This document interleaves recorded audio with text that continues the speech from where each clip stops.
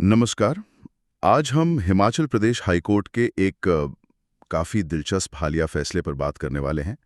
ये मामला है मुरारी लाल बनाम हिमाचल प्रदेश राज्य। हमारे पास कोर्ट का वो 1 मार्च 2025 का आदेश भी है। तो मामला फंसा है एक बहुत ही बुनियादी सवाल पर, है ना? जी बिल्कुल। सवाल ये कि जब कोई सरकारी पद खाली होता है तो उसे भरने के लिए नियम कौन से लगेंगे? मतलब वो जो पद खाली होने के टाइम पे थे या वो जो प्रमोशन पर जब विचार हो रहा है तब लागू है? हाँ, यही पेच है। और इस कहानी के बीच में हैं श्री मुरारी लाल, एक कॉलेज लेक्चरर हैं, जो 2023 से एक्टिंग प्रिंसिपल मतलब कार्यवाहक प्रिंसिपल का काम तो देख रहे थे, पर उनको परमानेंट प्रिंसिपल बनाने में दिक्कत आ रही थी। तो क्या थी असल दिक्कत? क्यों रोक रहे थे उनका प्रमोशन? देखिए, प्रिंसिपल का पद खाली हुआ था 31 मई 2023 को, और याचिकाकर्ता यानी मुरारी लाल जी का कहना था कि विभाग उनके नाम पर सोच ही नहीं रहा, अच्छा, क्यों? क्योंकि वो पुराने नियम पकड़े बैठे थे, जिसके हिसाब से रिटायरमेंट की उम्र 58 साल थी। 12 मार्च 2024 को नियम बदल गए थे। एक दस्तावेज है एनेक्स P22, उसमें ये नए नियम थे। हाँ। और इन नए नियमों के मुताबिक संस्कृत शिक्षकों की रिटायरमेंट उम्र अब 60 साल है। अरे वाह! तो मतलब तो वकील का तर्क सीधा था, चाहे पुराने नियम देखें या नए, याचिकाकर्ता तो 60 साल तक सेवा में रह सकते हैं। वो प्रमोशन के हकदार हैं। कॉलेज या ट्रस्ट जो भी थे, उनका कहना था कि वो तो एक्सटेंशन पर चल रहे थे। एक्सटेंशन। जी, पर कोर्ट ने पाया कि इसका कोई कागजी सबूत, कोई डॉक्यूमेंट पेश ही नहीं किया गया। ये तो हवा में बात होगी फिर। अच्छा, तो कोर्ट ने इस बड़े सवाल पर क्या कहा, पुराना नियम या नया नियम? यही मामला थोड़ा और गहरा होता है ना? हाँ, बिल्कुल। यहीं पर असली कानूनी दांवपेच सामने आता है। कोर्ट ने सुप्रीम कोर्ट के एक बहुत ही महत्वपूर्ण फैसले का जिक्र किया। ये था स्टेट ऑफ हिमाचल प्रदेश बनाम राजकुमार का मामला 2023 का। राजकुमार केस, हाँ, सुना है इसके बारे में। इस फैसले ने एक पुराने सिद्धांत को, जो वाईवी रंगैया केस 1983 वाले से चला आ रहा था, उसे काफी हद तक कह सकते हैं कि बदल दिया। रंगैया में क्या था?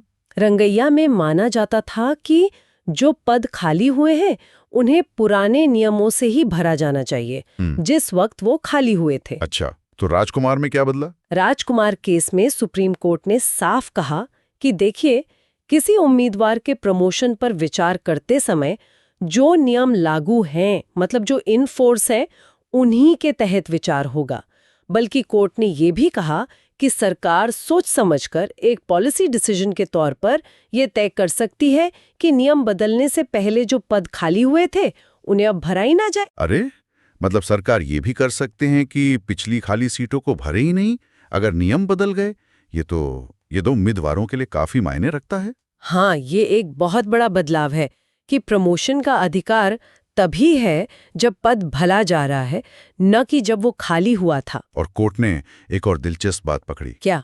कोर्ट ने कहा कि कॉलेज ट्रस्ट का ये कहना कि याचिकाकर्ता 58 साल में रिटायर हो गए थे, ये तो अपने आप में ही विरोधाभासी है, कॉन्ट्रडिक्शन है। कैसे? भाई, अगर वो 31 मई 2023 को 58 के होकर रिटायर हो गए थे, जैसा वो कह रहे हैं, तो उसके बाद उन्हें कार्यवाहक प्रिंसिपल का चार्ज कैसे दे दिया? वो तो तब कथित तौर पर रिटायर हो चुके थे। कमाल है, ये तो उन्होंने अपने ही जाल में फंसा दिया खुद को। सही कहा, नियमों की बात तो साफ हो गई, पर शायद वेतन का भी कुछ मसला था। सही पकड़ा आपने। एक और पेंच था। उत्तरदाताओं यानी कॉलेज ट्रस्ट ने ये भी कहा कि याचिकाकर्ता ने तो एक वचन दिया था, एक अंडरटेकिंग। अंडरटेकिंग किस बात की? होता है वो क्लेम नहीं करेंगे। अच्छा, पर क्या ऐसा हो सकता है? कोर्ट ने इस दलील को बिल्कुल खारिज कर दिया सिरे से। कोर्ट ने सुप्रीम कोर्ट के पुराने फैसलों का हवाला दिया, जैसे सेक्रेटरी कम चीफ इंजीनियर चंडीगढ़ बनाम हरिओम शर्मा और स्टेट ऑफ पंजाब बनाम धर्मपाल। हाँ। इन फैसलों में साफ कहा गया है कि अगर किसी व्यक्ति को ऊंचे पद पर काम करने के लिए रखा जाता है तो सामान्य तौर पर वो उस पद के वेतन का हकदार होता है। मतलब काम ऊंचे पद का तो वेतन भी उसी पद का। बिल्कुल। और अगर कर्मचारी ने कोई ऐसा समझौता या वचन दिया भी है कि वो ज्यादा वेतन या भत्ता नहीं लेगा, तो ऐसा वचन कानून और पब्लिक पॉलिसी के खिलाफ है। कॉन्ट्रैक्ट एक्ट की धारा 23 के तहत ये अप्रवर्तनीय है, मतलब इसे लागू नहीं करवाया जा सकता।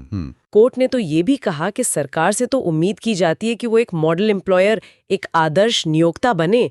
वो ऐसी दलीलें कैसे दे सकती है? सही बात है। कोर्ट ने हिमाचल हाईकोर्ट के ही एक और फैसले रणबीर सिंह बनाम स्टेट ऑफ हिमाचल प्रदेश 2023 का भी जिक्र किया। इसमें फंडामेंटल रूल 49I के तहत वेतन अधिकारों की बात थी, जब कोई कर्मचारी ऊंचे पद का पूरा चार्ज संभालता है। तो सब सुनने के बाद आखिर में कोर्ट ने क्या फैसला दिया? मुरारी लाल जी के साथ क्या हुआ? कोर्ट ने याचिका स्वीकार कर ली, मतलब मुरारी लाल जी की बात मान ली गई। कॉलेज ट्रस्ट को आदेश दिया कि वो याचिकाकर्ता की प्रिंसिपल पद पर पदोन्नति के लिए विचार करे। किस तारीख से?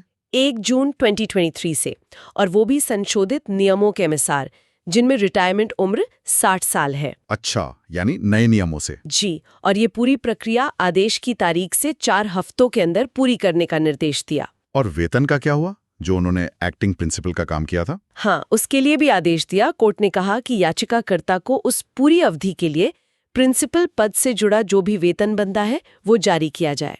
तो ये फैसला एक तरह से सेवा नियमों, खासकर जब नियम बदल रहे हों, और कर्मचारी के अधिकारों के बीच एक संतुलन बनाने की कोशिश है।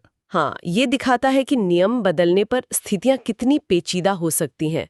और राजकुमार जैसे फैसलों के बाद लगता है प्रशासन को नियम बदलने और पुरानी रिक्तियों पर उनके असर को लेकर थोड़ी ज्यादा शक्ति मिल गई है। ये वाकई सोचने वाली बात है कि प्रशासनिक सुविधा और बदलते नियमों के बीच उन कर्मचारियों के जो अधिकार बन चुके होते हैं या जो उम्मीदें होती हैं, उनको कैसे सुरक्षित रखा जाए। ये संतुलन साधना हमेशा आसान नहीं होता होगा।